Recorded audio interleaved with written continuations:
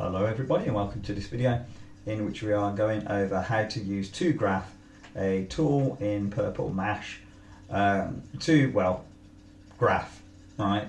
To make graphs.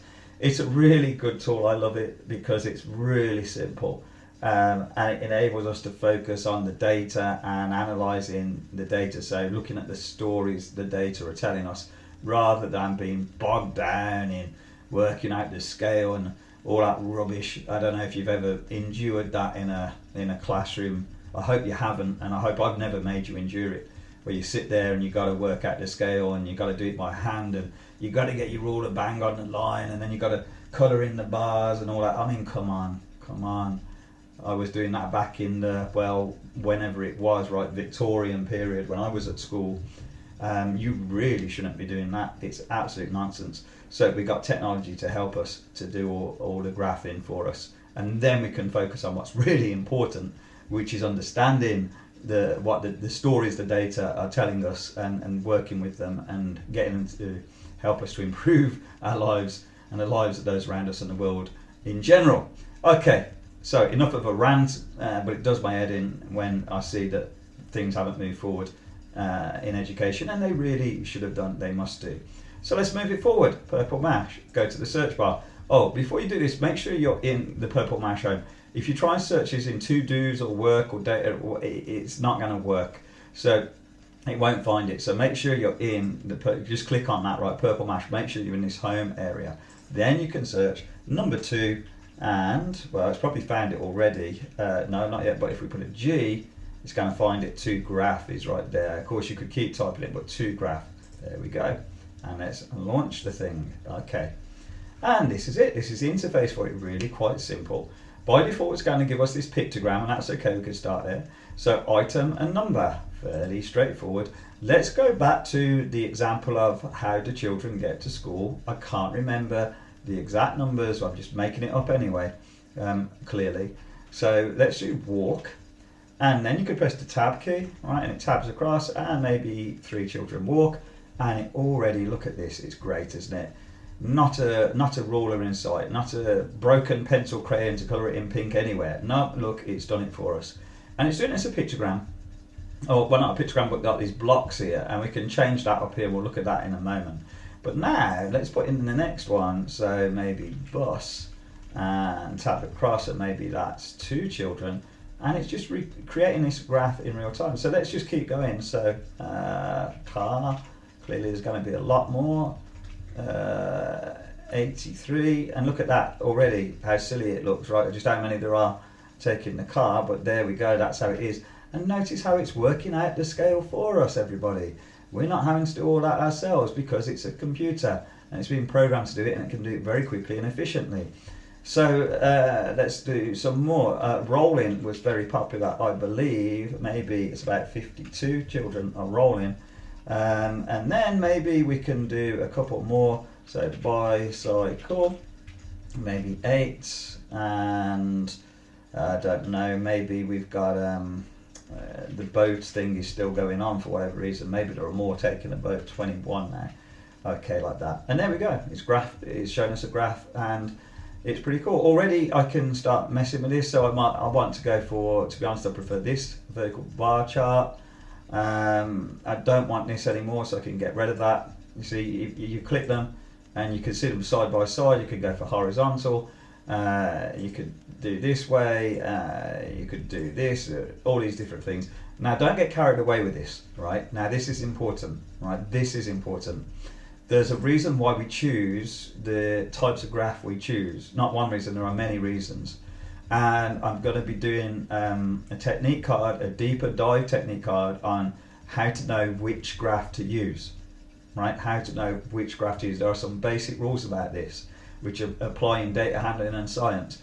There are some basic rules about when you're going to use a bar chart, when you're going to use a line graph, when you want your bar chart to be vertical, when you want it to be horizontal, and when you're going to use a pie chart. Although to be honest, I'd never use these myself. I just think they're ugly. They don't really work for me. I don't think they're intuitive for the human eye and brain to look at. That doesn't tell me much at all, whereas this shows really clearly. And there are arguments for and against different types a graph, and we'll go into that, I guess, in our deeper dive into all of this. But now let's just go for a bar, right? A bar chart. Okay. Now, it's interesting we say bar chart, right? And you might be thinking, shouldn't it be bar graph? Yeah, I believe in America people call it a bar graph. Just a curious thing with the English language in Britain, right? We say bar chart and a line graph, and that's okay. That's the standard. That's how you'll learn it. So let's stick with the standard here. So we do need to give the x is left and right, and the y is up and down, axes. So this is an axis and this is an axis, plural axes, titles. Now number already kind of works for this, doesn't it? We could change it to total number of children, but number kind of works. Or children, we could change it. Let's do that. Let's just change it to children. Click on it, delete it, and we're just going to say children, and it does it for us there. And it's not item, is it? It's how people get to school, method, or we could probably put way to get to school, right? There we go. So you do need to get a title line, and the chart title here, generally, as a rule of thumb, conventionally, you just describe what the graph actually says. You just say what it is. So it's saying ways children at Potato Hill Primary School get to school. Right there, you just say what it is, right? And we assume it's Potato Hill Primary. Okay, so ways children at Potato Hill Primary School get to school. It just describes what the graph is showing. And there we go, I love it. Look at that, it's great. It's really easy to use, and this is really telling an important story here about Potato Hill Primary and what they could do maybe to improve this. Okay, we need to work on getting more buses, maybe make it safer for people to walk, maybe some bicycle lanes, etc., so we can reduce some of the pollution coming from the cars and the traffic accident potential from the cars, etc.